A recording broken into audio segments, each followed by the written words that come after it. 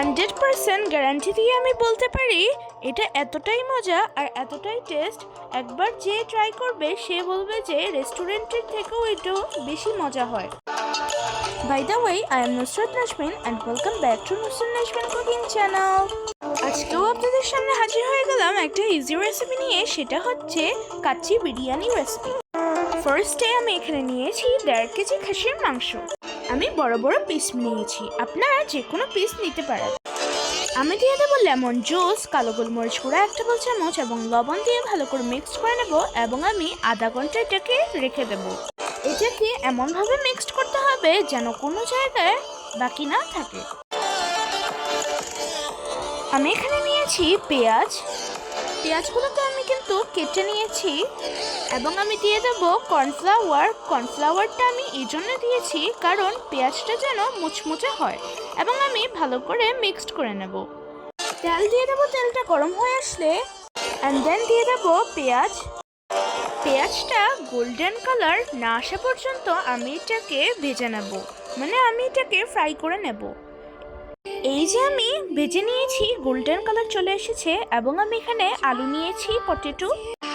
আলুগুলোকে আমি সাইজ মতো কেটে নিয়েছি এবং কালার অ্যাড করেছি আর লবণও দিয়েছি এবং ভালো করে মিক্সড করে রেখেছি এবং আমি এখানে দিয়েছি তেলটা গরম হয়ে আসলে দিয়ে দেব আলুগুলোকে আমি কালার করে একদম হালকা করে ভেজে নেব। আলুগুলো আমি ভেজে নিয়েছি এবং আমি দিয়ে দেব কিশমিশ, 3 রকমের বাদাম দিয়ে দিয়েছি এবং আমি এগুলোকে একদম হালকা করে ভেজে নেব, ফুল ভেজে নিতে হবে না। আমার ভেজে নেওয়া হয়ে গিয়েছে এবং আমি এখানে নিয়েছি কাচ্চি বিরিয়ানির মশলা এবং আমি এটাকে ব্লেন্ড করে নেব এবং আমি এটাকে পরে মশলা হিসেবে ব্যবহার করব। এবং আমি দিয়ে দেব টমেটো, পেঁয়াজ। এখানে আমি নিয়েছি বিরিয়ানি মশলা এবং কালো গোলমরিচ গুঁড়া এবং আমি দিয়ে দেব এবং আমি এখানে নিয়েছি জিরার গুঁড়া, ধনিয়া গুঁড়া, হলুদ গুঁড়া, মরিচ গুঁড়া এবং সব একসাথে দিয়ে দেব। আর দিয়ে দেব মিল্ক পাউডার 3 টেবিল চামচ দিয়েছি এবং আমি দিয়ে দেব ফ্রেশ ইয়োগার্ট, মানে আমি টক দই দিয়ে দেব 2 টেবিল চামচ। আমি এখানে আরেকটা ব্লেন্ডার নিয়েছি এবং দিয়ে দেব 3 রকমের বাদাম এবং কিশমিশ। এখানে নিয়েছি কাঠবাদাম, পেস্তা বাদাম এবং কাজু বাদাম। আর দিয়েছি লং, ইলাচি, দারুচিনি এবং তেজপাতা এবং কালো গোলমরিচ গুঁড়া এবং সাদা গোলমরিচ গুঁড়া। আর দিয়ে দিলাম পোস্তদানা। আমি দিয়ে দেব মিল্ক এবং দিয়ে দেব পেঁয়াজ বেরেস্তা এবং দিয়ে দেব মিল্ক পাউডার, দিয়ে দেব কাবাব চিনি এবং দিয়ে দেব আমি মিষ্টি জিরা। এখানে আমি নিয়েছি লং, এলাচি, দারুচিনি এবং দিয়ে দেব সবগুলো আমি দিয়ে দিয়েছি এবং ব্লেন্ডার করে নেব এবং আমি এখানে দিয়েছি মিল্ক।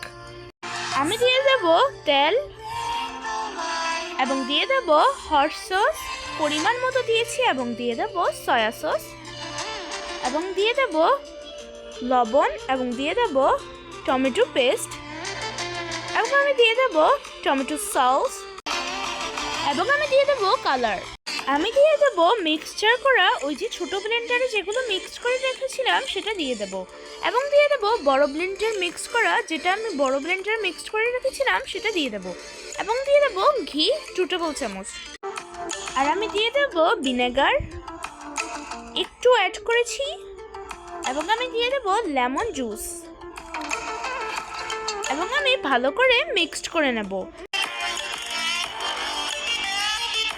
আমার কিন্তু মিক্সড করা হয়ে গিয়েছে এবং দিয়ে দেবো আদা বাটা, রসুন বাটা 2 টেবিল চামচ করে দিয়েছি এবং ভালো করে মিক্সড করে নেব।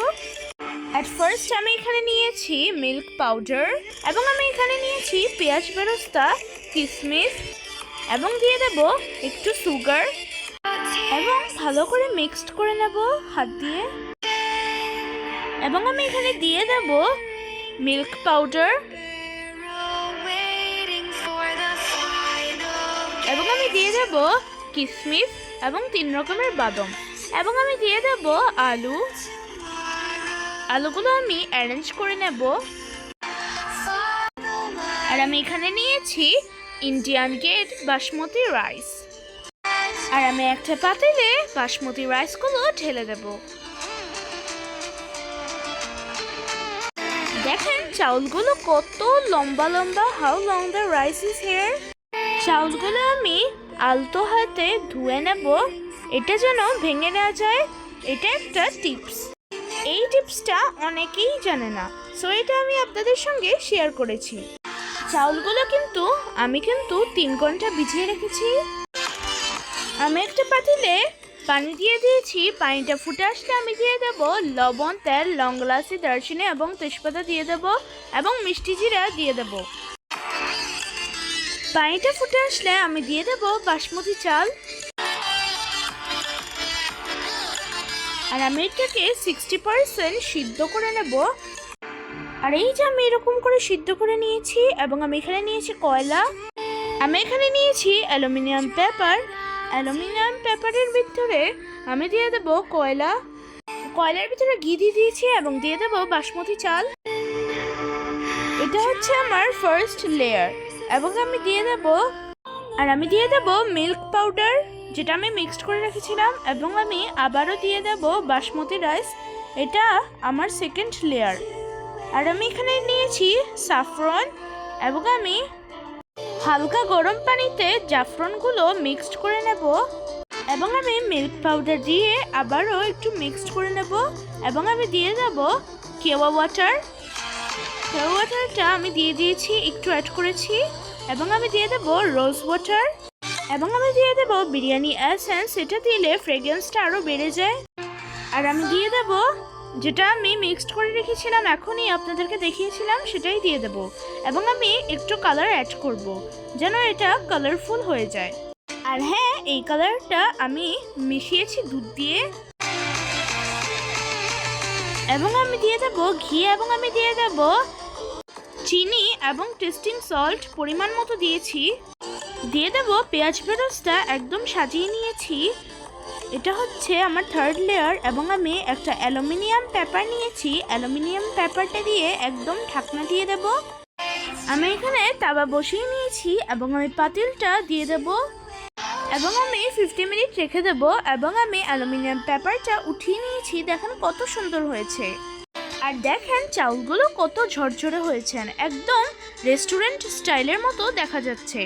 দেখতে যেমন লাবণীয়, খেতেও তেমনই মজা। এইটা আমার রান্নাটা হয়ে গিয়েছে।